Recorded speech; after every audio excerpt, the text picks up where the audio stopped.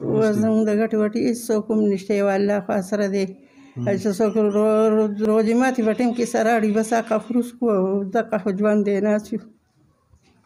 بسم الله الرحمن الرحیم. قدرمنو کتونکو، ستاسو ورور سجاد علیم دې ټیم کې موجود یم، سواڑی د مضافاتو کې موجود یم. دلته کې یو بیوسه خاندان دی را سره موجود دی.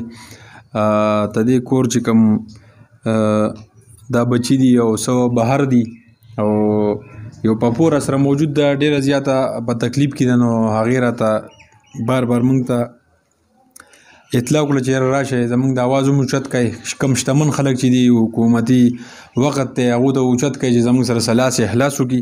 نو راځئ دې پاپو سره خبرې کوو چې د دوی ژوند څنګه تېرېږي او د دوی د داستان څه دی. دوی د کرۍ په کور کې پاتې کېږي دلته کې، او ځایي چې دي نو هغه هم د بونیر دي خو د بل ځای کې دي. پاپو السلام علیکم. وعلیکم السلام. پاپو دا راته ووایه چې څه تکلیف دی تاسو ته په دې موجوده وخت کې؟ مونږ ته خو د هر څه تکلیف دی، د خرچې راته هم تکلیف دی او د هر څه راته تکلیف دی. د ګټې وټې څوک شته ستاسو؟ د ګټې وټې خو څوک نشته. څو بچي دي ستا د خیره؟ زما 10 بچي دي، 3 جنکۍ مې واده دي، نور په کور کې دي واړه ټول.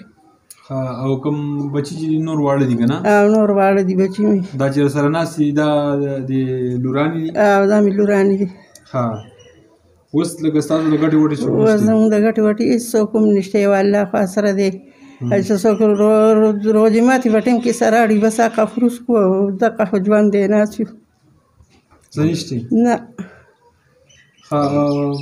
د حکومت نه او د کوم شتمن خلک چې دی هغو ته به څه پیغام ورکوئ؟ څه مدد به ترې غواړي؟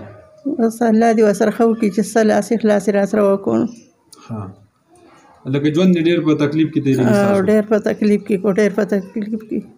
د دې کور کرایه راباندې 6,000 روپۍ ده. 6,000 روپۍ؟ 6,000 روپۍ کرایه ده د دې کور. او دا بچي مچي دي سبق وایي که نه؟ سبقونه وایي. په سکول کې او د مدرسې دواړه؟ په سکول کې په مدرسه کې وایي سبقونه. د خرچې تاسو څه کوئ پاپو؟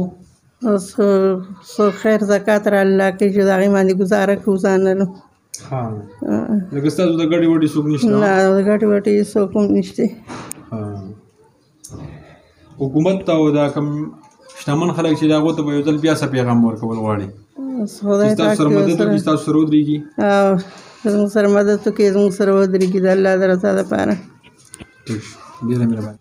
قدرمنو کتونکو، دلته کې د یو بېوسه او د یو کونډې پاپو سره موجود یم. د هغې خبرې اترې تاسو واورېدې.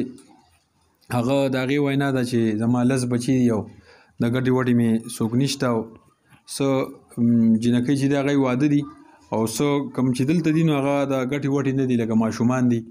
هغو ماشومان چې لکه ډېر کار کوي نو څه به وکړي، یا به چېرته کباړ لا ټول کړی یا چېرته نور څه، او د کوره خرچه بیا کم دی چلېږي. نن سبا د مهنګایۍ ته وګوره.